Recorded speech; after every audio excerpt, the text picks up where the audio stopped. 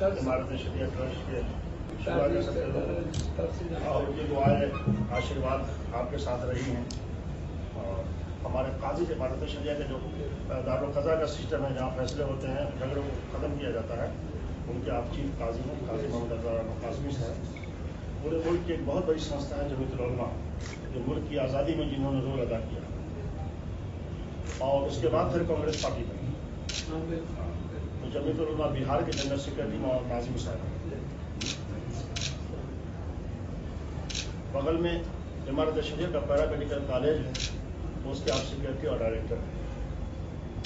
बगल में मौलाना मुफ्ती सैयद रहमान बोर्ड जो है ये हम उससे कोई चीज छीन नहीं रहे। आप 3C2 की बात कर रहे हैं, कंफ्यूज हो रहे हैं। 107 प्योरली लिमिटेशन को नकारता था 1995 में। उसको किसी भी चीज का मतलब नहीं, सिंपल एक क्लॉज है। दुनिया का उसूल है कि पब्लिक प्रॉपर्टी का गार्ड दुनिया करेगी, पब्लिक नहीं है। तो अगर कोई बस गया उस पर जाके, तो उसका अधिकार ओनरशिप नहीं हो। इस्लाम और हदीस की जो संपूर्ण व्याख्या है, उसको कैसे खूबसूरत तरीके से सही माने में संविधान और लोकतांत्रिक मूल्यों के साथ चलने वाली जो एक विचारधारा है वो यहाँ, और उसमें जिस तरीके से वर्तमान नुमाइंदगी करने वाली जो सरकार है, जिन्हें भारत के ST SC से, जिन्हें भारत के किसानों से, जिन्हें भारत के महिलाओं से, मजदूर वर्ग से, जिन्हें भारत के यूथ से, नीट से, एग्जामिनेशन से, नौकरी से, पेशा से, रोजगार से कोई भी मतलब नहीं। बिहार पूरा खत्म हो बिहार वक्फ सुन्नी वक्फ बोर्ड के बिल में क्या कहेंगे जी? बिहार वक्फ सुन्नी वक्फ बोर्ड के बिल संशोधन में आप क्या कहेंगे? बिहार ये नहीं, सुन्नी वक्फ बोर्ड का जो सुन्नी वक्फ बोर्ड का जो संशोधन, हाँ वक्फ बोर्ड का सुन्नी, सॉरी नहीं तो भैया वही मैं गड़बड़ा गया। मेरा इतना समझिए ना, उसमें संशोधन कर क्या कहेंगे? जो चीजें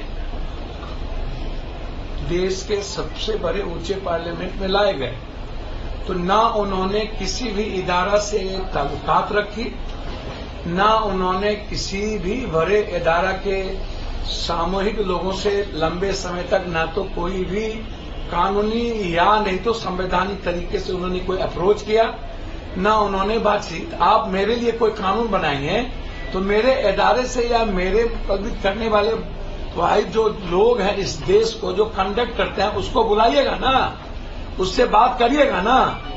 आपने किससे बातचीत की? कानून कहां से लाए? कानून कौन लाया और किसके लिए लाए, और किसको परेशान करने के लिए लाए और किसको बेनिफिट करने के लिए लाए? तो आप तो एक तो वक्फ बोर्ड का जो कानून है अपने आप में आप उठा करके देखिए, तो बिल्कुल वो किसी मुसलमानों को फायदा पहुंचाने के लिए या किसी मुस्लिम फर्स्ट कानून वक्फ बोर्ड की नहीं है।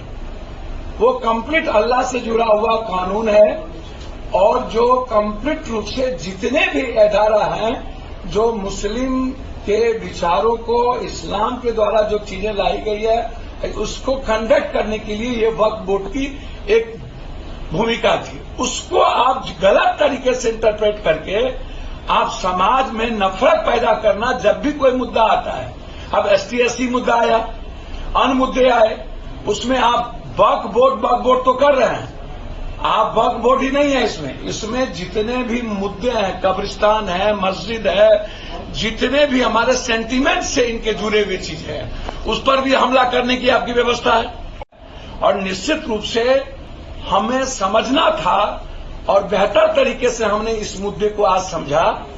कल भी एक मीटिंग है, लगातार इस पर बातचीत हो रही है, कल रात में भी बॉम्बे में इस पर एक बैठक रखी गई है। तो हम इस मुद्दे को जितने मेंबर है वहां तक पहुंचाने का प्रयास करेंगे। निश्चित रूप से हिंदुस्तान के अमन के लिए यह कानून सही नहीं है, यह गलत है।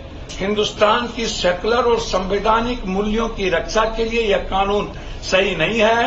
हिंदुस्तान की सामाजिक परिवेश को खूबसूरती के लिए कोई भी कानून, चाहे इस्लामिक हो, चाहे सनातनी हो, हिंदुत्व का हो, सिखिज्म हो, चाहे कोई भी ईसाईत का हो, आप जब सिखिज्म में आप इंटरफेरेंस नहीं कर रहे, नहीं करना चाहिए आपको, आप ईसाईत के कानून में, तो फिर जो इस्लाम जिन चीजों को लाया उस कानून में लगातार आप नफरत पैदा और सियासत के लिए जो आप कर रहे हैं, ये गलत है। और उसी को समझने के लिए आज इतने बड़े बुजुर्गों के साथ हमने बैठा, और जो मैंने समझा, मुझे लगता है कि यदि ये कानून इस तरह लागू हुए तो ये लोकतंत्र के लिए भी सही नहीं होगा, संविधान भी इसकी इजाजत नहीं देता, और मुझे सर्वोच्च न्यायालय के अलावे तब फिर कोई भरोसा नहीं बचा। आपकी क्या पहल होगी?